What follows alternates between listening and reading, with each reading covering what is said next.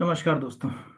अभी खाद्य सुरक्षा अधिकारी की जो एक पोस्ट आई है, जो आपको स्क्रीन के ऊपर नोटिफिकेशन में दिख रही है, 2024 के लिए। अब चूंकि एग्जाम 2025 में होगा तो मैंने खाद्य सुरक्षा अधिकारी 2025 ही लिखा उसमें। इसमें बहुत सारे बच्चों को तीन डाउट्स हैं, है ना। डाउट नंबर वन जो है कि भाई हम एलिजिबल हैं या नहीं हैं। डाउट नंबर टू सिलेबस के रिगार्डिंग है, और डाउट नंबर थ्री जो है वो क्वेश्चन रिगार्डिंग है। तो मैं तीनों डाउट क्लियर कराऊंगा आपके। अगर चैनल को सब्सक्राइब नहीं किया है तो जरूर करिए, क्योंकि इसके जो एमसीक्यू हैं मैं इसी चैनल पे आपको कराऊंगा, कुछ इंपॉर्टेंट। और आपको नेचर पता चल जाएगा कि एग्जाम में क्या आने वाला है। तो तीनों बातें हम करेंगे। पहले हम देखेंगे क्वालिफिकेशन वाला कंसेप्ट, जो यूट्यूब पे बहुत वीडियो हैं इस के विषय में। हम वो सब बातें नहीं करेंगे कि कितनी तारीख को फॉर्म फिल होगा, कैसे होगा, ये सब हम बातें नहीं करेंगे। जो सबसे उलझन हो रही है कि भाई हमारी डिग्री एलिजिबल है या नहीं, उस पर बात कर लेते हैं। फिर सीधे जो है वो आ जाएंगे सिलेबस पे, और फिर सीधे जो है वो उसके बाद आ जाएंगे हम तीसरे नंबर पे। कुछ क्वेश्चंस हैं मैंने आपके लिए तैयार किए हैं, मैं आपको दिखा भी देता हूँ। ये देखिए, इस तरह से ये क्वेश्चंस मैंने तैयार किए हैं आपको। और ये क्वेश्चंस पूरे मैं आपको तैयार आज करा भी दूंगा। तो आखिरी तक बने रहिएगा, जिससे कि आपको कम से कम इससे जुड़े हुए क्वेश्चंस जो है अगर कहा जाए समझ पड़ेगी किस तरह के होने वाले हैं। चलिए, तो शुरू करते हैं। सबसे पहला जो इशू है वो है क्वालिफिकेशन का, है ना। क्योंकि ज़्यादातर बच्चों को लग रहा है कि मैंने बीएससी किया हुआ है और बीएससी में मेरा सब्जेक्ट केमिस्ट्री है, तो क्या मैं एलिजिबल हूं कि नहीं हूं। तो देखिए, आप बुरा मत मानिएगा, लेकिन टेक्निकली अगर आप देखिए वहां पर उसने बीएससी, उसने बैचलर ऑफ साइंस नहीं लिखा, है ना। यानी उसने मतलब कहीं नहीं लिखा, क्योंकि बैचलर ऑफ साइंस लिखता तो केमिस्ट्री वाला, फिजिक्स वाला, मैथमेटिक्स वाला सब एलिजिबल है। बट चूंकि उसने लिखा है, अगर कहा जाए bachelor of science in chemistry, अब उसको समझने की कोशिश करते हैं। इसकी क्वालिफिकेशन उन्होंने ली कहाँ से, हम उस पर बात करते हैं। तो देखिए, पहला तो ये लिखा हुआ है कि किसी मान्यता प्राप्त विश्वविद्यालय से खाद्य सुरक्षा प्रौद्योगिकी, डेयरी, जैव प्रौद्योगिकी, तेल प्रौद्योगिकी, विज्ञान, पशु चिकित्सा या जैव विज्ञान, रसायन या सूक्ष्म विज्ञान या रसायन विज्ञान या मेडिसिन में स्नातक या स्नातकोत्तर, यानी ग्रेजुएट हो या पोस्ट ग्रेजुएट हो, ये उन्होंने लिखा। अब ये लिया कहाँ से, और इसमें जो है उसमें एक छोटी सी मिस्टेक है। जो मिस्टेक तो नहीं कह सकते, क्योंकि हमारे राजपत्र में भी उसी तरह से लिया गया, तो क्यों लिया उस पर भी हम बात कर लेते हैं। तो पहले तो हम देखें, ये जो क्वालिफिकेशन लिखी है ये क्वालिफिकेशन है रूल में। अगर आप गवर्नमेंट ऑफ इंडिया का ये रूल पढ़ें, ये देखिए, ये मैं आपको 2011 का राजपत्र पढ़ा रहा हूँ, स्वास्थ्य एवं परिवार कल्याण मंत्रालय का। इसमें बताया कि अगर आपको किसी को फूड सेफ्टी ऑफिसर बनाना है, खाद्य सुरक्षा अधिकारी बनाना है, तो क्या क्या उसके लिए क्वालिफिकेशन होना चाहिए, कब जो है वो बन सकता है, कब नहीं बन सकता। तो आप ध्यान से देखिएगा, इसमें जो बातें जोड़ी गई हैं वो हमारे साथ कितनी जो है अगर कहा जाए मैच कर रही हैं, और क्या जो है वो डिफरेंस है उसमें। देखिए, अब ध्यान से समझिए, इसकी हम सबसे पहले देखें कि क्या ये है पोस्ट आपका खाद्य सुरक्षा। ये तो आयुक्त है, आयुक्त से हमको कोई लेना देना नहीं है, ठीक है। ये है खाद्य सुरक्षा अधिकारी। अब देखिए यहाँ क्या लिखा हुआ है, किसी मान्यता प्राप्त विश्वविद्यालय से खाद्य प्रौद्योगिकी, डेयरी प्रौद्योगिकी यानी डेयरी साइंस, ठीक है, खाद्य जैव प्रौद्योगिकी, तेल प्रौद्योगिकी या कृषि विज्ञान या पशु चिकित्सा या जैव रसायन या सूक्ष्म विज्ञान में डिग्री। यहां जाके खत्म कर दी उसने बात, डिग्री में। इसने केमिस्ट्री को इधर लाके इधर डिग्री नहीं लाया, देखो ध्यान से, यह डिग्री। और उसके बाद क्या लिख रहा है, रासायन विज्ञान में मास्टर डिग्री या मेडिसिन डिग्री। उसने अलग से इतना लिखा, रासायन विज्ञान में या ये हो तो डिग्री तक चल जाएगी कहानी, या रासायन विज्ञान अलग से लिया रासायन विज्ञान के बाद। नहीं तो ये जो है अगर कहा जाए, ऐसा नहीं लिखता कि सूक्ष्म विज्ञान या रासायन विज्ञान में डिग्री या मास्टर डिग्री, ऐसा लिखता ना। दोनों चीजें यहाँ क्यों नहीं लिखी, यहाँ अलग अलग लिखी। इंग्लिश में पढ़ो, इंग्लिश में भी ये चीज स्पष्ट है यहाँ पर।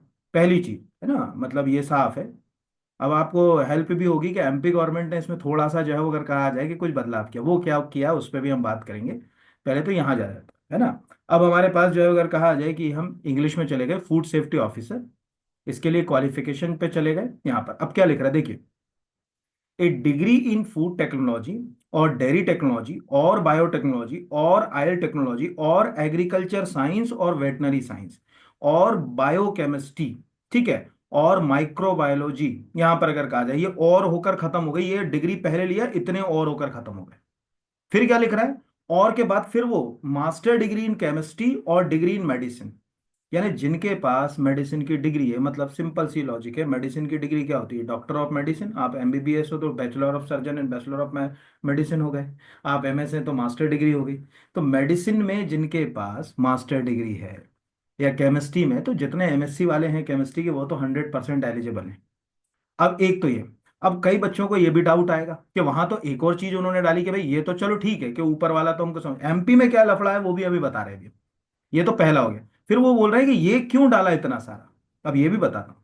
आप ध्यान से देखो, ये जो प्रेस रिलीज हम पढ़ रहे हैं, ये वाला जो अभी जो ओरिजिनल प्रेस रिलीज हमने पढ़ा, ये प्रेस रिलीज हमने पढ़ा है 2011 का। ये जो आपको दिख रहा है ये 2011 का। तब फूड सिक्योर जो सेफ्टी ऑफिसर था, उसके लिए केवल और केवल यही एलिजिबिलिटी थी जो अभी आपने ऊपर इतनी पढ़ी, इतनी या तो डिग्री हो या केमिस्ट्री में मास्टर डिग्री हो। ठीक है। अब नया यहां पर क्या आप कहोगे कि सब ये वाला क्यों जोड़ा, तो इसको भी देखो यहाँ गजट में, ये 2023 का गजट है, प्रेस रिलीज है गवर्नमेंट ऑफ इंडिया का। यहां पर उन्होंने ये कहा कि भाई अब जो ये पोस्ट है इसमें ये बंदे भी एलिजिबल होंगे। पूरा कट पेस्ट है सिलेबस में, ध्यान से देख लो आप अपने नोटिफिकेशन, पूरा कट पेस्ट। किसी भी मान्यता, यानी ये 6 और ये जो अगर कहा जाए इधर, सॉरी ये जो अगर कहा जाए 11 और ये जो है वो 8, खुद देखो पूरे के पूरे ऐसे के ऐसे जो है वो कट पेस्ट करके लगाए पूरे। ऐसा भी नहीं कि हला डोला दिया हो। क्यों? क्योंकि वो लिख रहे हैं कि भैया हमको जो भी इसमें एलिजिबिलिटी डालना है ना, वो केंद्र सरकार के पूर्व अनुमोदन से भारतीय खाद्य सुरक्षा मानक प्राधिकरण सुरक्षा मांग अधिनियम 2006 के तहत जो रूल नियम बनाए गए हैं उनके तहत है। और ये रूल उसी के तहत बनाया गया, आप पढ़ लो, यहाँ पर ये लिखा हुआ है यहाँ पर कि केंद्र सरकार के पूर्व अनुमोदन से भारतीय खाद्य सुरक्षा मानक प्राधिकरण खाद्य सुरक्षा मानक अधिनियम 2006 के धारा 24 के मतलब सॉरी धारा गलत बोल गया, के अधीन निर्मित नियमों का पालन करते हुए ये आपको पाठ्यक्रम को मान्यता दे रहे हैं।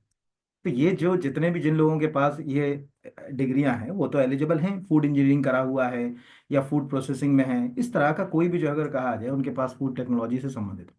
अब यहाँ पर जो बच्चे, सबसे ज्यादा गड़बड़ क्या हो रही है कि जो बीएससी प्लेन किया हुआ है उसको उलझन हुई कि साहब मैंने तो बीएससी प्लेन किया हुआ है, अब उसमें केमिस्ट्री सब्जेक्ट है, तो क्या मैं एलिजिबल हूँ कि नहीं। अगर हम सेंट्रल के रूल के हिसाब से देखें तो आप एलिजिबल नहीं हो। अगर आप ध्यान से देखो सेंट्रल के रूल में साफ लिखा हुआ है कि आपको मास्टर डिग्री चाहिए पड़ेगी केमिस्ट्री की, बाकी स्पेसिफिक जो सब्जेक्ट्स हैं उसमें डिग्री चाहिए। लेकिन अगर हम यहाँ मध्य प्रदेश सरकार के गजट नोटिफिकेशन चले आए, ये अभी जनवरी 2024 में मध्य प्रदेश ने अपनी जो है वो अगर कहा जाए भर्ती की रूल बुक में जो है वो अमेंड करके ये चीजें जोड़ी। अब इसमें अगर हम नीचे जाएं तो इसके अंदर क्या लिखा हुआ है इसको हम पढ़ लें पहले। यहाँ पर इसमें एक छोटी सी बात जो है वो अलग है उससे, इसीलिए हम पढ़ रहे हैं ना, ये हम चले गए खाद्य सुरक्षा के। अब ध्यान से देखिएगा, इस वाली रूल बुक में किसी मान्यता प्राप्त विश्वविद्यालय से खाद्य प्रौद्योगिकी, डेयरी प्रौद्योगिकी, जैव प्रौद्योगिकी, तेल प्रौद्योगिकी, कृषि विज्ञान, पशु चिकित्सा विज्ञान, जैव रसायन विज्ञान, सूक्ष्म विज्ञान या रसायन विज्ञान में मेडिसिन में स्नातक, या इसने देखो यहाँ स्नातक यानी ग्रेजुएशन और पोस्ट ग्रेजुएशन बाद में लिखा। इतनी तो मिस्टेक नहीं हो सकती ना कि गजट में गलत छापें, और हो सकता है कि छाप दिया हो तो उसको अमेंड करना पड़े बाद में, क्योंकि सेंट्रल वाले और इसमें जो है वो अगर कहा जाए थोड़ा सा अंतर दिख रहा है वहां पर, या से शब्द आप खुद समझिए, इसको पढ़िए और यही के ही जो है अगर कहा जाए सेंट्रल गवर्नमेंट का रूल पढ़िए आप, ये वाला। दोनों में आपको खुद अंतर जो है वो महसूस होगा कि हाँ वास्तव में अंतर है। क्योंकि ये जो एक लाइन अंतर, वो एक लाइन का है जो अंतर को आपको पकड़ना पड़ेगा। यहाँ पर ये लिखा हुआ है, यहां से यहां तक तो ठीक है। ये या के बाद या रासायन विज्ञान में, हमारे वाले में क्या लिखा है, या रासायन विज्ञान में स्नातक मास्टर डिग्री या मेडिसिन डिग्री। अब देखो हमारे वाले में मध्य प्रदेश वाले में ठीक है स्नातक स्नातकोत्तर या डायरेक्टरेट जो अगर कहा जाए की डिग्री, ये हमारे यहाँ। इससे साफ है कि मध्य प्रदेश के अंदर अगर हम इस रूल बुक के हिसाब से चल रहे हैं, यानी जो उन्होंने नोटिफिकेशन में ये वाला लिया है सेम के सेम, ये कट किया है वहां से, तो कोई ग्रेजुएट किया हुआ बच्चा है जो केमिस्ट्री में ग्रेजुएट है, वो इसमें जो अगर कहा जाए एलिजिबल है। ठीक है। अब टेक्निकली देखो उलझन क्या है इसके अंदर, अभी मैं भी पूरी तरीके से श्योर नहीं, पर जितना मेरा दिमाग चलता है, अगर मैं कहूं कि आप साइंस में ग्रेजुएट हो तो वो एलिजिबिलिटी यहाँ पर खो रही है। क्यों? क्योंकि वहां नहीं लिखा कि विज्ञान विषय में स्नातक, कहीं वर्ड यूज नहीं किया, उन्होंने रासायन में स्नातक लिखा। तो जब हम बीएससी करते हैं, प्लेन बीएससी करते हैं, तो हम कभी किसी से ये नहीं बोलते कि हम केमिस्ट्री में स्नातक हैं या हम फिजिक्स में स्नातक हैं या हम मैथ्स में स्नातक हैं, हम नहीं बोलते। स्पेशलाइज्ड करते हैं तब हम बोलते हैं ना, स्पेशलाइज्ड करते हैं हम बोलते हैं ना, केमिस्ट्री में जो है वो ऑनर्स किया हुआ है, फिजिक्स में किया हुआ है, ठीक है, या मैथमेटिक्स में किया हुआ है यहाँ पर। जैसे मैं आपको अपना बताऊं, मैं भी बीएससी जो है अगर कहा जाए, अगर इलेक्ट्रॉनिक्स से किया था मैंने उस समय, अब अगर मान के चलिए मैं बीएससी इलेक्ट्रॉनिक्स का स्टूडेंट हूँ, पर भी फिर भी मेरी डिग्री में बीएससी यानी बैचलर ऑफ साइंस ही आता है। इलेक्ट्रॉनिक्स एक सब्जेक्ट था, पर कोई इलेक्ट्रॉनिक में अलग से कुछ नहीं था। तो अब ये उलझन है। क्रिस्टल क्लीन इतना तो साफ समझ पड़ रहा है यहाँ पर कि भाई जो मास्टर किए हुए हैं केमिस्ट्री में वो 100% एंट्री लेवल पर हैं। बाकी ऑलमोस्ट टीचरों ने आपको खूब समझा दिया है, खूब बता दिया है। मतलब मुझे जरूरत नहीं है, इंटरनेट के ऊपर भरपूर हर कोचिंग का जो है वो कंटेंट उपलब्ध है, आप वहां से देख ही रहे हैं। जो मुझे लगा कि हमारे गजट में जो वर्ड में अंतर है और सेंट्रल के गजट में जो वर्ड में अंतर है, हालांकि रूल बुक सेंट्रल के हिसाब से ही बनाना पड़ेगी उनको, क्योंकि वो पोस्ट जो है वो अगर कहा जाए सेंट्रल गवर्नमेंट के अनुरूप ही है, और जो है वो खाद्य सुरक्षा अधिनियम के अनुरूप उसको काम करना है, इसीलिए। तो एक तो ये साफ क्लियर है। हाँ, अब ये है कि अभी जैसे अगर कहा जाए कि भाई हम सोचें कि केमिस्ट्री किया हुआ है हमने, अपना बीएससी हम डालना चाहें तो डाल तो सकते हैं, मैं ये तो नहीं कहूँगा। बस ये है कि आपका पैसे का ही इशू होगा। और दूसरा एक और अच्छी प्लस पॉइंट ये है यहाँ पर कि अभी इसकी जो फॉर्म फिलिंग की डेट है वो शुरू नहीं हुई, वो मार्च में। तब तक हमको और कुछ जो है अगर कहा जाए इसमें स्पष्टीकरण जो है वो मिल जाएगा। जैसे ये जो है वो दिख रहा है, इसमें भी स्पष्टीकरण मिल सकता है कि भाई हम किसकी बात कर रहे हैं, कि केमिस्ट्री में ही चाहिए या जनरल बीएससी वाला भी। क्योंकि देखो सामान्य जिसका केमिस्ट्री में बीएससी केमिस्ट्री सब्जेक्ट है, वो इस क्लास में बहुत अच्छे से जान रहा है कि मैथमेटिक्स वाला भी अप्लाई अप्लाई करेगा, फिजिक्स वाला भी अप्लाई करेगा, क्योंकि जब बीएससी प्लेन करिए तो उसमें केमिस्ट्री भी सब्जेक्ट में भी बीएससी में आ रहा है, मैथमेटिक्स भी आ रहा है, फिजिक्स भी आ रहा है, तो तीनों अप्लाई करेंगे। बट उनको चाहिए केमिस्ट्री का एक्सपर्ट। ठीक है, उनको तो चाहिए एक्सपर्ट केमिस्ट्री का, इसलिए सेंट्रल वाले ये काम कर रहे हैं। तो ये तीनों बातें आपको याद रखना है कि ये रूल बुक के अनुरूप, मतलब जो ये पोस्ट की एलिजिबिलिटी होती है ये रूल बुक के अनुरूप होती है। अगर हम इंग्लिश में भी जाएं तो हमारे इंग्लिश में भी ऐसा नहीं कि अब जैसे पहले मेरे को लगा कि कहीं ऐसा तो नहीं कि मिस्टेक वाइज लिख दिया हो। फिर मैंने जब इसका इंग्लिश वाला देखा तो मुझे लगा कि नहीं, मिस्टेक वाइज नहीं लिखा है इन्होंने, ऐसा लिखा ही है कि बैचलर और मास्टर, इन्होंने ऊपर बैचलर और मास्टर वर्ड यूज किया। जबकि ओरिजिनल गवर्नमेंट ऑफ इंडिया की जो रूल बुक है, जो भारत सरकार की रूल है, उसमें पहले डिग्री है और फिर मास्टर है, दोनों में अंतर है यहाँ पर। तो अब देखते हैं क्या होता है उसमें, अभी और शायद कुछ स्पष्टीकरण हमको मिल जाए।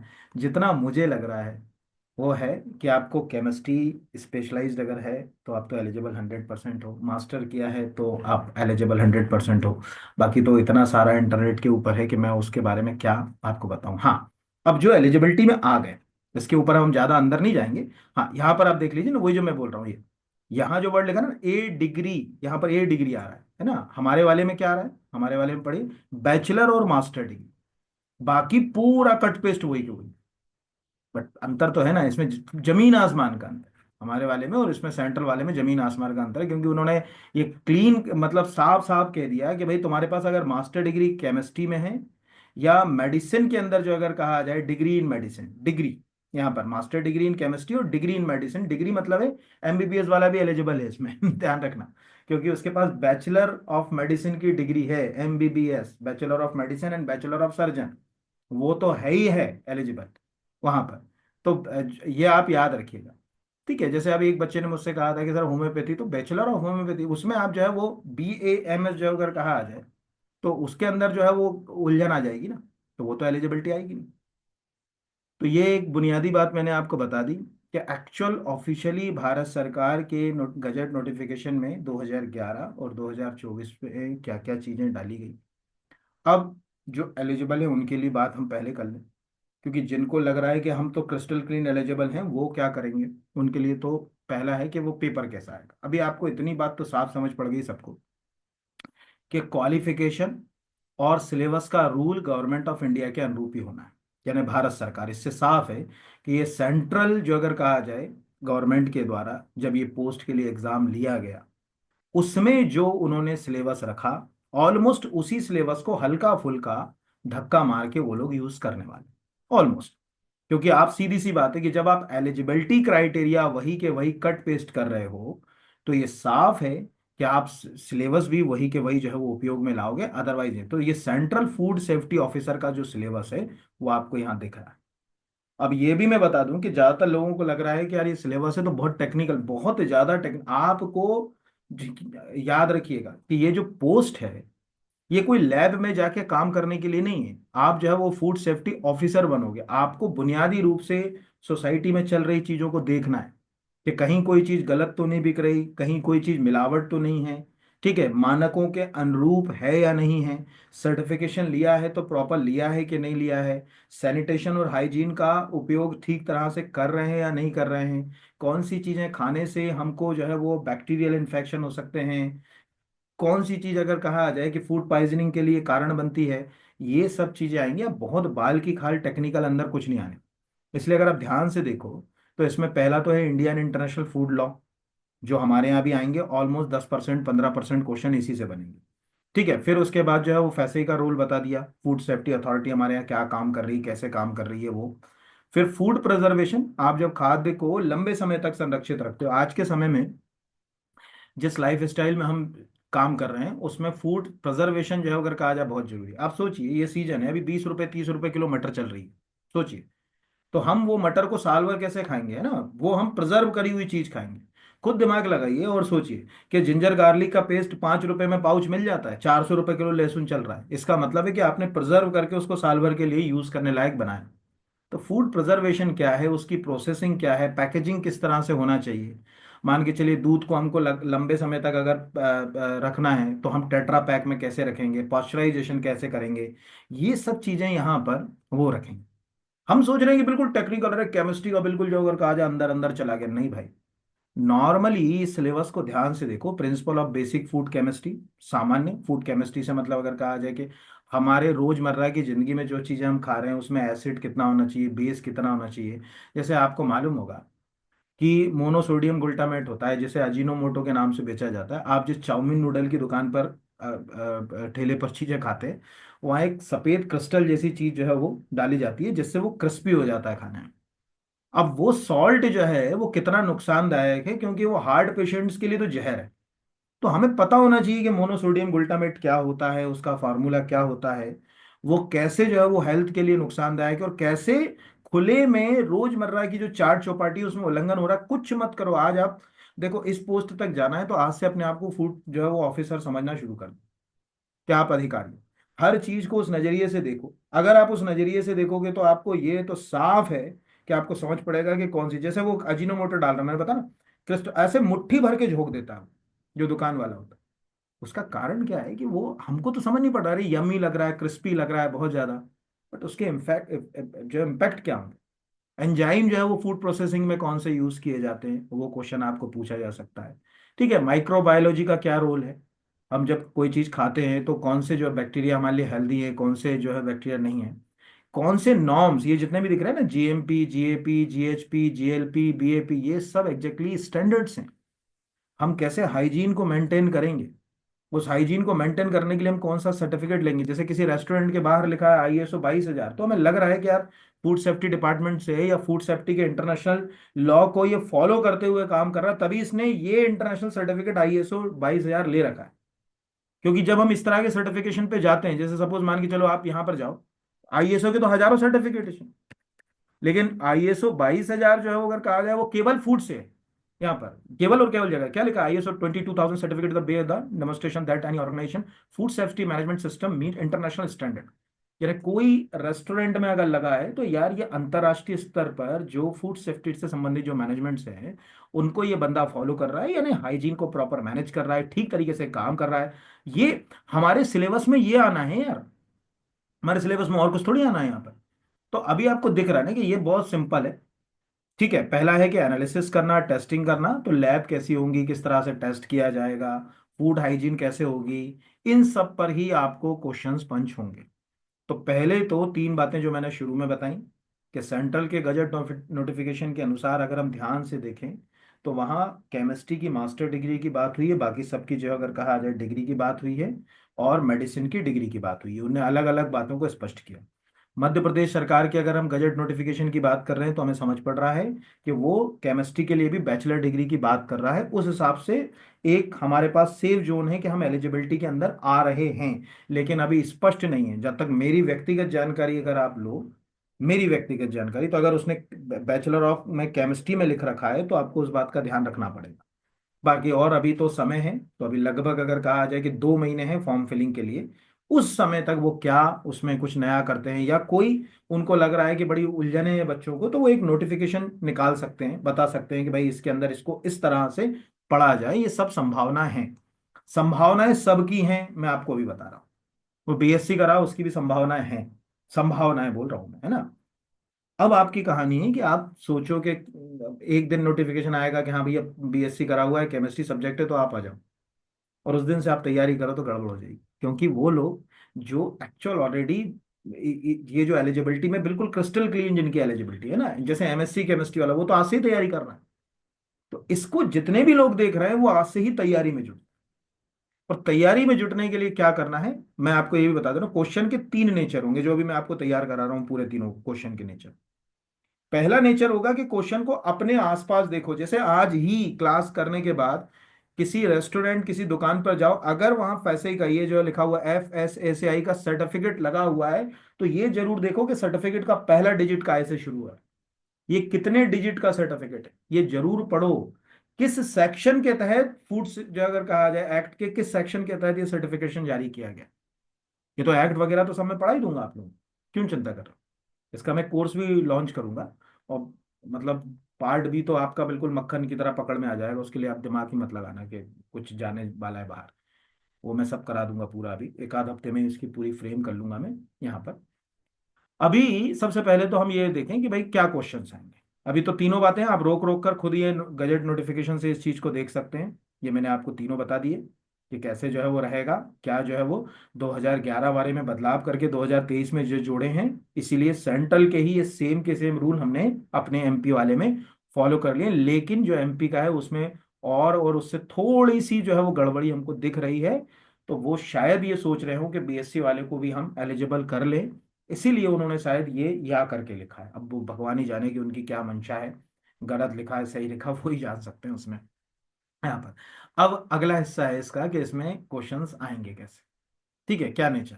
बाकी मुझे बताने की जरूरत नहीं कि कब से क्या होगा। हाँ, मैंने जो आपको बताया कि भाई अभी जो है वो अंतिम तिथि जो 27 अप्रैल होगी, 28 जो है वो मार्च से आवेदन स्वीकार किए जाएंगे। अभी हमारे पास बहुत, अभी हम देखें तो 13 जनवरी से 13 फरवरी, 13 मार्च, 28 मार्च, 2.5 महीने हैं। 2.5 महीने के बाद तक हमारे पास ऑप्शंस हैं कि टेक्निकली अगर कहा जाए इसमें कुछ बदलाव हो सकता है, वो अपना स्पष्टीकरण दे सकते हैं, सब कुछ कर सकते हैं। पर 2.5 महीने तक आप चुपचाप बैठे रहो, वेट करते रहो कि मैं एलिजिबल हूँ नहीं हूँ, एलिजिबल हूँ नहीं हूँ। तो उससे अच्छा है थोड़ी थोड़ी तैयारी करो। तो थोड़ी थोड़ी तैयारी के लिए आज मैंने एक वीडियो आपके लिए ले आया हूँ कि कैसे क्वेश्चंस आएंगे, क्या नेचर के क्वेश्चन आएंगे, उसको देखिए, शायद आपको थोड़ा कॉन्फिडेंस आए। चलिए शुरू करते हैं पहले क्वेश्चन से। चलिए, तो अब पहला जो क्वेश्चन है वो है रैपिड एनालिटिकल फूड टेस्टिंग योजना के बारे में। बहुत अच्छी स्कीम है। पहले तो रफली समझ लीजिएगा कि हम बात क्या कर रहे हैं। सपोज हम आज से 15 साल पुराने भारत में चले जाएं। अगर कोई महिला प्रेग्नेंट है तो निश्चित रूप से सबसे पहले डॉक्टर के पास जाना होता था, वहाँ एक ब्लड टेस्ट होता था, उस ब्लड टेस्ट की रिपोर्ट के बाद जो अगर कहा जाए ये बताया जाता था कि उसको प्रेगनेंसी है ना। या हम मान के चलिए किसी को लग रहा है कि वो डायबिटिक है, तो सुबह खाली पेट जाना पड़ता था, खाली पेट जाके जो है वो एक ब्लड सैंपल देना पड़ता था, और फिर कुछ खाने के बाद 2 घंटे के बाद ब्लड सैंपल देना पड़ता था। उसकी रिपोर्ट एक आध दिन में आती थी। ये चीजें पहले से चली आ रही थी, यानी लैब के थ्रू चीजें होती थी। धीरे धीरे विकास हुआ तकनीक का, बायो सेंसर्स डेवलप होना शुरू हुए, और बेनिफिट ये हुआ कि हमारे पास रैपिड किट्स आ गए। आज प्रेगनेंसी के किट्स 50-50 रुपए की स्ट्रिप्स मिलती हैं, विद इन ए सेकेंड जो है वो प्रेगनेंसी डिटेक्ट की जा सकती है।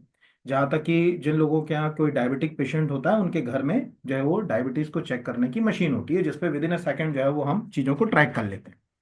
तो क्या हुआ कि फैसले को भी लगा यहाँ पर कि भाई हमें अब रैपिड एनालिटिकल जो है वो फूड टेस्टिंग पे काम करना पड़ेगा, जिससे हम जल्दी परिणाम निकाल पाएं और तुरंत जो है वो एक्शन लिया जा सके। तो सरकार ने ये योजना जो अगर कहा जाए कि इसी एक्ट के रूल के तहत बनाई गई 2011 में, खाद्य सुरक्षा मानक प्रयोगशाला नमूना विश्लेषण जो रूल बने थे 2011 में, उसके तहत इसको लाए। तो अब इसमें क्या है, पहला कि इसके लिए आपको क्या करना पड़ा कि खाद्य सुरक्षा मानक प्रयोगशाला नमूना विश्लेषण में संशोधन करना पड़ा। ओरिजिनल रूल कब के हैं, 2011 के, उनको अमेंड किया और इसको इंट्रोड्यूस किया। दूसरा है कि इसमें खाद्य प्राधिकरण खाद्य पदार्थों के परीक्षण से उद्देश्य से rapid analytical food testing kit उपकरण या विधियों को मंजूरी दे सकता है। ठीक है, यानी ये अथॉरिटी को राइट है कि उसको लग रहा है कि भैया कोई जो है वो अगर कहा जाए फूड टेस्टिंग किट है, रैपिड जो है वो टेस्टिंग किट है, उसको वो कह सकता है कि हाँ ठीक है हम इसको पास करते हैं या इसका यूज किया जा सकता है इस मेथड का। तीसरा है कि rapid analytical food testing kit उपकरण या विधियों का अनुमोदन की प्रक्रिया खाद्य प्राधिकरण द्वारा समय समय पर तैयार किए जाने वाले दिशा निर्देश अनुसार होगी। ये बिल्कुल सही, वो तय करेगा नॉर्म्स कि हम किस किट को जो है वो अप्रूव करें किसको नहीं करें। अब आपको ये क्यों आएगी, आप जब अधिकारी बन जाओगे ना, तो अधिकारी बनने के बाद यही सबसे ज्यादा उपयोग में आने वाला है, यही आपको, इसीलिए सरकार इसी के ऊपर, और इसका ऑफिशियली वेबसाइट पे ले गया मैं आपको, देखिए खुद देखिए, ये लिखा हुआ है rapid analytical food testing kit equipment matter. एक तो ये क्वेश्चन हो गया आपको पहला कि इसके लिए आपने जो अगर कहा जाए कि किस रूल में जो है वो बदलाव किया, तो food authority and approval the notification draft जो है वो, तो इसमें किया गया food FSS laboratory and sample analysis regulation 2011 में हमने अमेंड किया। और अमेंड करने के बाद जो अगर कहा जाए इस किट को लेकर आए, और ये फाइनली जो अगर कहा जाए कि किट से संबंधित जानकारी यहाँ पर आपको उपलब्ध है, ये दिख रहा हूँ, ये बकायदा। हो सकता है आपको एक क्वेश्चन ऐसे आ जाए, RAFT का फुल फॉर्म होता है अभी आप सोचिए, जितने लोग तैयारी करें आप में से कितनों को मालूम है RAFT का फुल फॉर्म क्या होता है। तो मैं क्या बोलना चाह रहा हूँ, आप एक आदत बनाइए, टीचर तो आपकी हेल्प कर ही रहा है, आप अपने आप से सोसाइटी से कितना अवेयर है। ये जैसे सिंपल है ना, ये लिखा हुआ FSSAI, आप कुछ मत करो यार, एक छोटा आज एक 50 पैसे का टॉफी खरीदो, उसके ऊपर भी इसका नंबर लिखा होता है कि आपका क्या, आपने सर्टिफिकेशन लिया है तो क्या लिया है, कितना नंबर है। देखो ना, घर में कोई रैपर हो, घर में कोई नाश्ते की मतलब जैसे कि कोई नमकीन का पाउच लिया हो, या कुछ कोई भी चीज ली हो, जहां तक कि चलो नहीं लिया हो तो किसी दुकान पर जाके देखो, वहां एक एक ही सर्टिफिकेट से पूरा काम हो जाता है। अलग अलग लेने की जरूरत नहीं होती कि कचौड़ी बना रहे तो अलग लेना पड़ेगा, समोसा बना रहे तो अलग लेना पड़ेगा, खाना बना रहे तो अलग, एक रेस्टोरेंट है एक ले लिया बस हो गया काम, एक से चल जाएगी पूरी कहानी। तो handbook of rapid analytical testing kit का उद्देश्य है, अभी ये किट आ चुका है, इस कैट किट के ऊपर काम हो चुका है, ये बकायदा पूरा आर्टिकल है। मैं जब आपको पढ़ाऊंगा पूरा, यानी सिलेबस को, हम कोर्स सब्जेक्ट को जब मैं कोर्स में करूंगा, पूरा पढ़ाऊंगा आपको A to Z, जो अगर कहा जाए चीजें बताऊंगा कि कैसे काम कर रहा है। तो इसका आंसर हो गया उपयुक्त, तो सभी एक फ्री ऑफ कॉस्ट क्वेश्चन हो गया आपको कि शायद आएगा ही आएगा, मैंने नीचे लगा भी दिया इसमें। अब अगला जो अगर कहा जाए, यहाँ भी इंपॉर्टेंट है कि खाद्य सुरक्षा मानक अधिनियम 2006 की धारा 43, एक तो सेक्शन भी याद रखना है आपको, क्योंकि आपको ये एक्ट भी सिलेबस में, तो एक्ट से सेक्शन भी तैयार हो जाएगा, के तहत अधिसूचित की गई रेफरल खाद्य प्रयोगशाला या रेफरल फूड लैब, ठीक है, और उनके स्थान के संबंध में कौन सा कथन सम्मिलित नहीं है। इसका मतलब क्या है, जैसे मान के चलो कल को आप अधिकारी बने, खाद्य सुरक्षा अधिकारी, आपको कहीं ये पता चला कि साहब वो फलानी जगह जो है वो, ये होटल तो वेज है लेकिन बेच रहा है वो नॉन वेज। अब आपने सैंपल लिए, जैसे एक सिंपल सी लॉजिक है, आजकल एक जो है वो बड़ा र्यूमर वाला जमाना है कि लोग कहते हैं ना कि वो बीफ सर्व कर रहे हैं, गाय का मांस सर्व कर रहे हैं, ऐसा बोल देते हैं कि आप कैसे डायग्नोस करोगे, है ना। केवल आप जो है वो सैंपल लेके लैब टेस्ट से DNA से ही ये चीज का पता लगा सकते हैं, और कोई तरीका तो है नहीं। तो हमारे पास एथेंटिक लैब्स होना चाहिए, नेशनल लेवल की होना चाहिए, रेफलर होना चाहिए, और स्टेट लेवल की। कुछ लैब जो है वो आपको इंपॉर्टेंट लैब पता होना चाहिए, मैं पूरी तो नहीं बताऊंगा आप लोगों को, पूरी आप कर भी नहीं पाओगे, पर इंपॉर्टेंट, जैसे Indian Institute of horticulture Bengaluru में है, ठीक है, जो काम आएंगी, ठीक है, बागवानी से संबंधित जो भी उत्पाद बाजार में है उनको भी देखना है कि कहीं ऐसा तो नहीं इसमें केमिकल्स यूज किए जा रहे हैं। राष्ट्रीय मांस अनुसंधान, ये हैदराबाद में, आंसर ये लखनऊ लगा है ना, तो लखनऊ में नहीं, हैदराबाद। केंद्रीय मत्स्य प्रौद्योगिकी संस्थान, और खाद्य अनुसंधान एवं विश्लेषण केंद्र जो है वो सोनीपत। ये चारों लैब जो मैंने बताई हैं, ये चारों चर्चा में रहती हैं फूड सेफ्टी से संबंधित। ऐसी और भी बहुत सारी रेफरल लैब्स हैं, मैं कुछ आपको दिखा देता हूँ, जैसे यहाँ पर मैंने एक लिस्ट डाउनलोड कर रखी है, बिल्कुल लेटेस्ट ही है, ज़्यादा नहीं है। तो ये लिखा हुआ है कि बकायदा ये लैब्स हैं, और नीचे एक लिस्ट डली हुई है यहाँ पर पूरी, कि किन किन को हमने जो है वो, जैसे लिखा है नेशनल फूड लेबोरेटरी कोलकाता है, नेशनल फूड लेबोरेटरी गाजियाबाद है, फूड सेफ्टी जो है वो an analytical quality control laboratory Mysore है। ऐसी बहुत सारी लैब्स के नीचे जो है वो नाम दिए हुए। तो इन्हीं में से कोई क्वेश्चन पूछेगा आपसे, और कहीं तो पूछेगा नहीं। यहाँ पर जैसे पूछेगा national research of centre of meat कहाँ है, तो हमको समझ पड़ा कि यार हैदराबाद में, तो मीट टेक्नोलॉजी से संबंधित हम देख रहे हैं कि प्रिजर्व जो है वो मीट अगर कहीं सर्व किया जा रहा है, कहीं ऐसा तो नहीं कि वो जो है वो मतलब गलत तरीके से उसको प्रिजर्व किया जा रहा है, या ये मीट है काहे का, ये कैसे पता करें, कीमा बना के प्रिजर्व करके दे दे, कौन सा मीट है, आप कह रहे हो कि चिकन है, तो आप दे क्या रहे हो, पॉर्क दे रहे हो, चिकन दे रहे हो, बीफ दे रहे हो, ठीक है, या आप जो अगर कहा जाए कि आप मीट दे रहे हो, क्या दे रहे हो, कैसे डायग्नोस करो, ये सब चीजें पेपर में भी आती है, न्यूज पे। मैं आपको पेपर भी पढ़ना सिखाऊंगा सबको। ये पोस्ट ऐसी नहीं है कि आप सोचोगे किताब पढ़ लोगे और सिलेक्शन हो जाए। सोसाइटी में जितना ज्यादा रोजमर्रा की चीजों को देखोगे उतना ज्यादा सिलेक्शन के ग्राफ बढ़ जाएंगे। तो ये कुछ इंस्टीट्यूशंस मैंने बता दिए। ये तो हम करेंगे ही करेंगे ऑलमोस्ट। इस स्क्रीन को रोककर आप इन इंस्टीट्यूशंस के नाम खुद भी याद कर सकते हैं। Indian Institute of Toxicology Research Lucknow है, ठीक है, यहाँ पर। Centre food research and analysis जो अगर कहा जाए सोनपत है। ये हमको पता होना चाहिए, बाकी तो कुछ ज़्यादा याद करने की जरूरत नहीं। बट ये सिलेबस में है, ये ध्यान रखिएगा। क्यों? क्योंकि ये जितनी भी रेफरल जो अगर कहा जाए लैब है, ये आपको क्या लग रहा है, ये लैब जो है बकायदा रूल के तहत, ठीक है, रूल के तहत। जो देखिए यहाँ पर आप इसको अगर हम ऊपर जाएं तो क्या लगता है कि ऐसे ही बना दी गई? नहीं, ये लिखा हुआ है यहाँ पर बकायदा क्या, ठीक है, referral food laboratories notified by FSSAI under section 43(2) of the FSS act. तो वो जो एक्ट, ओरिजिनल जो एक्ट है, उस एक्ट के अंदर जो सेक्शन 43 है, आपका एक फ्री ऑफ कॉस्ट क्वेश्चन क्या तैयार हो गया कि उस एक्ट का सेक्शन 43 हमको बताता है कि हमको अगर कोई रेफरल लैब के ऊपर बात कर, तो वो लैब हम कैसे जो अगर कहा जाए बता सकते हैं, या उस लैब के बारे में हम क्या प्रावधान कर सकते हैं। ये ओरिजिनल एक्ट खोल दिया मैंने। अगर इस एक्ट के मैं अंदर चला जाऊँ, यहाँ पर ये मैं सीधे नीचे ले गया आपको, यहाँ पर ये चला गया हम 43 पर, है ना, ज्यादा ये। तो ये 43 में बकायदा लिखा हुआ है कि प्रयोगशाला अनुसंधान संस्थाओं पर्यवेक्षण और खाद्य प्रयोगशाला को मान्यता और प्रत्यायन, कैसे हम उनको जो है वो मान्यता देंगे, किस लैब को जो है वो कहेंगे कि भाई ये लैब जो है वो ऑथराइज्ड है हमारी ओर से। पता चले आपने किसी भी लैब में जो है टेस्ट करा लिया, जो है वो आप कोर्ट में गए, आप वो कोर्ट में जो है वो अपोजिशन ने कह दिया साहब ये तो इनके उसमें ही नहीं है, ये कैसे टेस्ट करा लिया। तो हमारे साथ मजबूरी होती है कि हमको उसी लैब को फॉलो करना पड़ता है जो गवर्नमेंट रूल बुक के अंदर जो है वो आएगी, बाकी को जो है अगर हम फॉलो जो है वो नहीं कर सकते। तो ये सिंपल सा क्वेश्चन हमारा तैयार हो गया। तीसरे क्वेश्चन के ऊपर आते हैं। आज ही आपके दो चार क्वेश्चन तो ऐसे आ जाएंगे। अब ये क्वेश्चन मैंने क्यों लिया, अब ये भी समझा देता हूँ। भाई देखिए, जरूरी नहीं है कि क्वेश्चन जो सब्जेक्ट के अंदर जो सिलेबस लिखा है वही वही वही वही घूमेगा। मैंने दो क्वेश्चन ऐसे लिए जो 2024 में सामान्य, अगर आप PSC UPSC किसी भी एग्जाम की तैयारी कर रहे हैं वहां भी आपको पता होना चाहिए, वहां भी।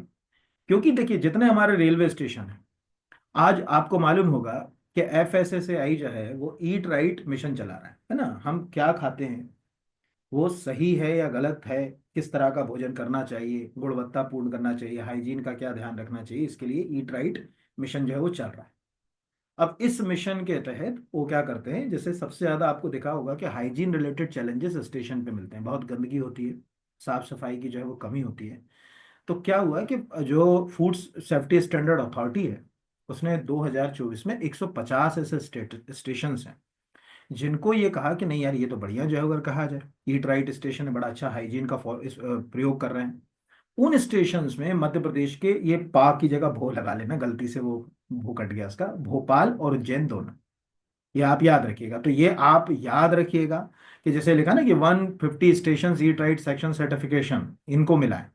तो गवर्नमेंट ऑफ इंडिया के PIB का प्रेस रिलीज भी है इस पे, जिसमें उसने जो अगर कहा जाए ये बताया कि हाँ भैया ये सर्टिफिकेशन जो है वो हमने जो है वो इनको दिया है। तो ये आप देखिए यहाँ पर वो बोल रहा है, ये भी ज्यादा पुराना नहीं, 2024 के ही, ये बकायदा लिखा 150 railway station across the country achieve eat right station certification bar from FSSAI। और उसके अंदर 6 जो है वो मेट्रो स्टेशन भी हैं। इसके अलावा कुछ इंपॉर्टेंट स्टेशंस की वो बात कर रहा है, तो यहाँ पर मैंने लिखा है, ये लिखा हुआ है, New Delhi, Varanasi, Kolkata, Ujjain, Ayodhya cantt, Hyderabad, Chandigarh, dash dash dash dash dash, Bhopal. यहाँ पर तो अभी मध्य प्रदेश के इसमें ये दो तो दिख ही रहे। तो ये भी क्वेश्चन हमसे पूछ सकता है कि भाई हमारे इनमें से कौन सा स्टेशन है या कौन सा नहीं है, ये आपसे क्वेश्चन कर लेगा तो क्या करो। तो ये, और ये जो मैंने आपको बताया ईट राइट, इसके ऊपर बकायदा पेपर में हर हफ्ते 15 दिन में कुछ ना कुछ आता रहता है। इसमें सरकार बहुत काम कर रही, बहुत काम कर रही है कि आप जो खा रहे हैं एग्जैक्टली वो सही है या नहीं।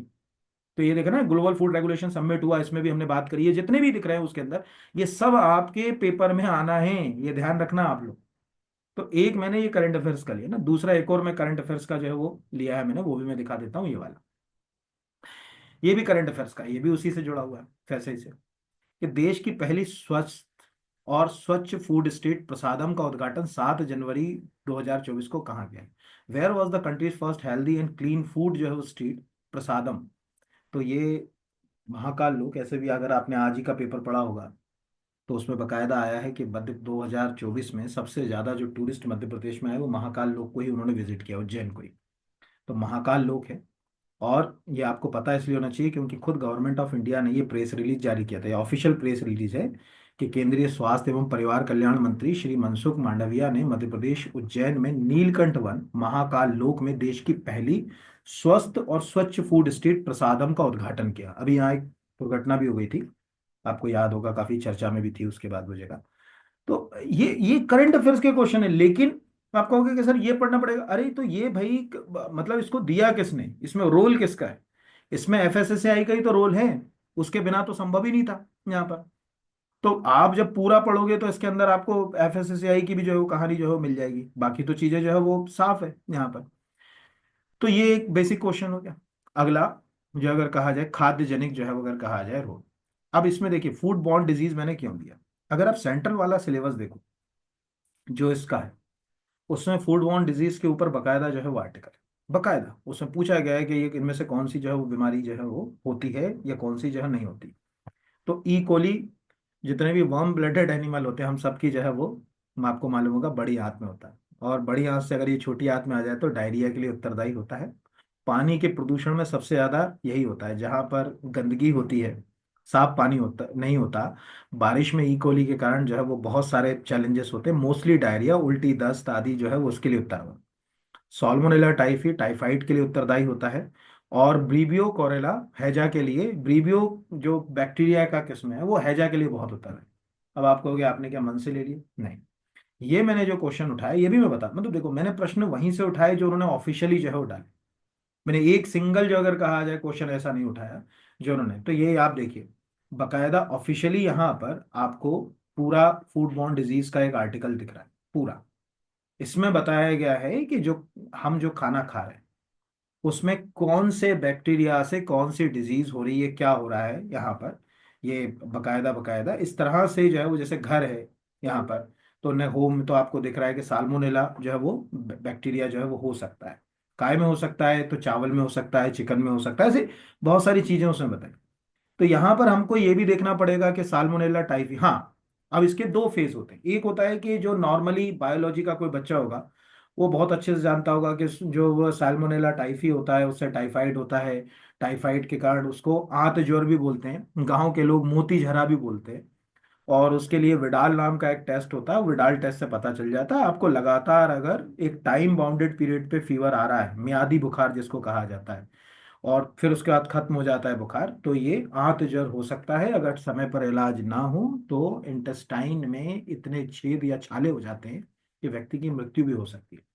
तो ये प्रश्न आपके सिलेबस में, अब आप कहोगे कि क्या क्या वास्तव में सिलेबस में, तो यार अभी हम देखें ना कि जो सेंट्रल का जो सिलेबस है यहाँ पर, उस सिलेबस में अगर उन्होंने इसको जो रख रखा है, रखना जरूरी है।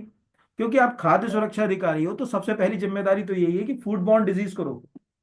खाद्य से होने वाले और सबसे ज्यादा पानी और प्रदूषित खाने से, फूड पॉइजनिंग और पॉल्यूटेड वाटर पीने से ही सबसे ज्यादा लोगों, आप सोचो विश्व के इतिहास में सबसे ज्यादा, भारत में अगर सबसे ज्यादा लोग अगर काल का ग्रास बने तो वो केवल केवल हैजे से बने। क्योंकि जब अकाल आता था तो अकाल के कारण जानवर पशु मवेशी मरते थे, तो वो पानी जो है वो इन्फेक्टेड हो जाता था, उसमें ब्रीवियो कॉलेरा नाम का बैक्टीरिया ग्रो करता था।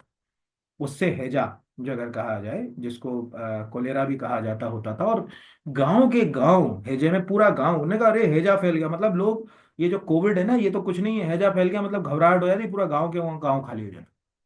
तो आपकी जिम्मेदारी बनती है, कल को आप अधिकारी बनोगे, और आज से ही मैं क्या बोल रहा हूं आपको, अधिकारी तो आप बनोगे, आज से ही आप अपने आप को अधिकारी सोचकर अगर पढ़ने लगोगे, न्यूज़पेपर को रीड करने लगोगे, चीजों को समझने लगोगे, तो मुझे नहीं लगता कि एक भी सिंगल क्वेश्चन भी आपको जो है वो दिक्कत करेगा।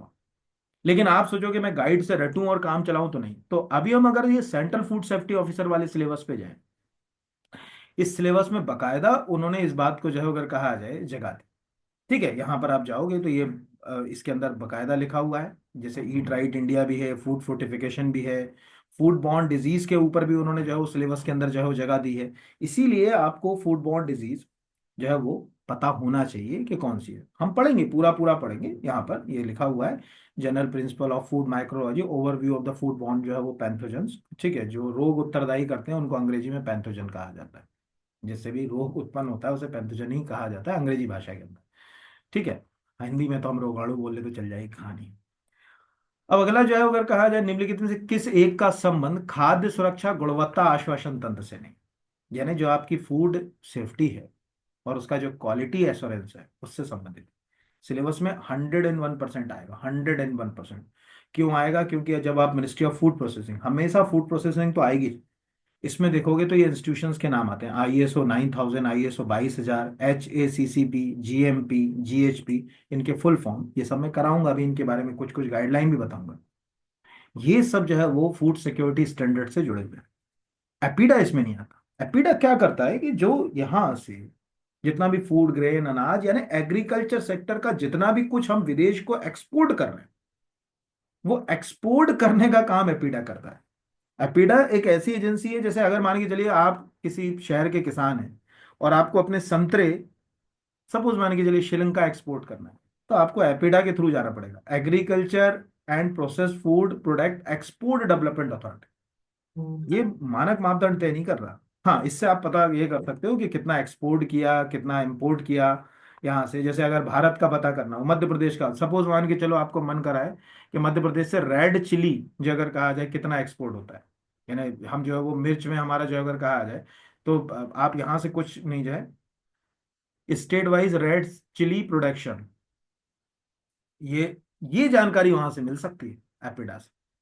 ये जानकारी नहीं मिल सकती कि जो है वो, जैसे यहाँ पर ये चला गया, मैंने ये यहाँ से क्लिक कर दिया और जो है वो अगर कहा जाए कि ये आपको एक इसकी आंकड़ा खुल गया, अभी खुल नहीं रहा, इस आंकड़े को अगर हम देखते हैं तो इसके ऊपर हमको जो है वो जानकारी मिल जाए। तो रेड चिली के हिसाब से हमको पता चल जाता है कि किस स्टेट से कितना हो रहा है कितना नहीं हो रहा, भले ही वो अभी नहीं खुल रहा तो ठीक है। तो हमारे पास है HACCP, ISO 22000, ISO 9020 में। ठीक है, ये ध्यान रखना, ISO 22000 का मतलब 22000 की जो पूरी सीरीज है, 22000, 22001, 2 ऐसी जो सीरीज है वो पूरी यहाँ पर, वो पूरी जो अगर कहा जाए ये बता रही है कि जिसने, जैसे आज ऐसे समझ लो किसी अच्छे रेस्टोरेंट में जाओगे और वहां बाहर ISO 22000 लिखा है, मतलब कि इसने इंटरनेशनल फूड हाइजीन से रिलेटेड रूल्स को फॉलो कर रखा है, इसलिए क्वेश्चन जो है वो पूछा जा सकता है। अब अगला है प्रोसेसिंग इंडस्ट्री की बात कर लेते हैं। खाद्य प्रसंस्करण उद्योग में चीज पनीर बनाने के लिए निम्न में से किस एंजाइम की भूमिका नहीं होती? ठीक है। कौन सा एंजाइम जो है वो हम लोग यूज नहीं करते? रेनिट यूज नहीं करते, प्रोटीएजो यूज नहीं करते, लाइपेज यूज नहीं करते, या कौन सा नहीं करते? तो एमाइलेज हम लोग इसमें यूज नहीं करते, है ना यहाँ पर। अब एमाइलेज तो शुगर कंटेंट को तोड़ने के लिए काम आता है। अब ये लिया कैसे? तो इसके लिए मैं खुद ऑफिशियली जो है वो एंजाइम की जो है वो अगर कहा जाए इसके ऊपर जाऊं, ये खुद गवर्नमेंट ऑफ इंडिया की वेबसाइट से उठाया है, इसमें बकायदा दिया हुआ है कि हम जब, जैसे सपोज हम पनीर बनाएंगे, है ना, तो चीज मेकिंग जो है, चीज मेकिंग में जो है रेनेट का क्या रोल होगा, या अगर कहा जाए कि प्रोटेसेस का क्या रोल होगा, ऐसे इसमें पूरा हमको जानकारी मिल जाती है। फिर जूस, फ्रूट एंड जूस में तो ये एमाइलेज जो अगर कहा जाए, क्योंकि शुगर को जो है वो तोड़ने में जो अगर कहा जाए, बहुत जिनका केमिस्ट्री या बायोलॉजी होगा उनको तो मालूम ही होगा, कुछ बताने की जरूरत नहीं कि एमाइलेज जो अगर कहा जाए एंजाइम का इस्तेमाल हम लोग कैसे शुगर कंटेंट को तोड़ने में हमारा शरीर करता है, यहाँ पर हमारे डाइजेस्टिव सिस्टम का पार्ट है ये। तो आप खुद समझिए कि हमें ये बात समझ पड़ी है कि भाई ये लिखा ना, ये एमाइलेज का जो लिखा ना, ये multiple sugar, glucose, fructose, sucrose, maltose, ये सब भी पढ़ाऊंगा यहाँ पर। मोनो जो सैकराइड क्या होता है, डाई सैकराइड क्या होता है, पॉलीसैकराइड क्या होता है, फ्रूट शुगर और नॉर्मल शुगर में क्या अंतर है। जैसे कोई होता है ना कि जैसे हमारी फैमिली में कई लोगों को डायबिटीज है, तो कहते हैं यार कि ये जूस पी ले, कि नहीं पिए, तो मैं बोलता हूँ यार ये फ्रूट शुगर है, ये अलग चीज है, ये फ्रैक्टोज है, ग्लूकोज थोड़ी है। मैंने कहा ये फ्रैक्टोज फॉर्म में है ना, इसको शरीर ले लेता है, तो फ्रैक्टोज फॉर्म वाली ले सकते हो यहाँ। तो ऐसी बहुत सारी चीजें हैं जो आपको कराई जाएंगी। मैंने रफली आपको ये समझाने की कोशिश करी आज कि क्या क्वेश्चन जो है वो बन सकते हैं और आप अपनी सोसाइटी से कितना अपडेट रहें। अब चावल फोर्टिफिकेशन अभी शुरू किया सरकार, अभी।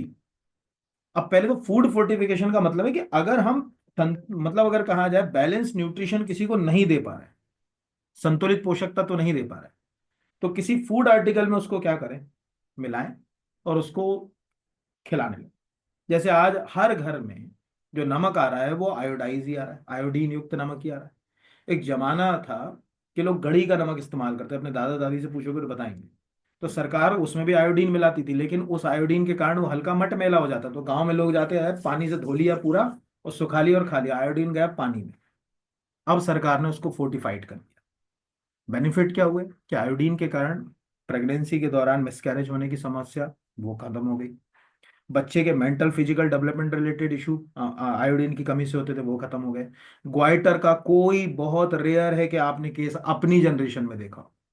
आपने अभी आप जिस जनरेशन में आपको ग्वाइटर घींगा जो होता है ना, उसके केसेस ना के बराबर मिलेंगे, क्योंकि अब हम फूड फोर्टिफाइड सिस्टम पर आ गए।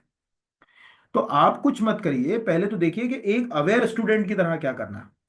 सोचिए, कल सुबह उठिए, सांची का जो दूध आता है ना, देखा होगा आपने, जो अगर कहा जाए आपके यहाँ दूध का पैकेट आता है, देखिए और नीचे मुझे कमेंट में लिखिए कि हाँ सर, ऐसे लिखिए कि हाँ सर, इसके ऊपर लिखा हुआ है इसमें विटामिन डी मिला है ना विटामिन ए मिला है। ये पॉस्चराइज्ड मिल्क है, उस पूरे पैकेट पे भी वो लिखा रहता है कि इस दूध को पॉस्चराइजेशन से बनाया गया है।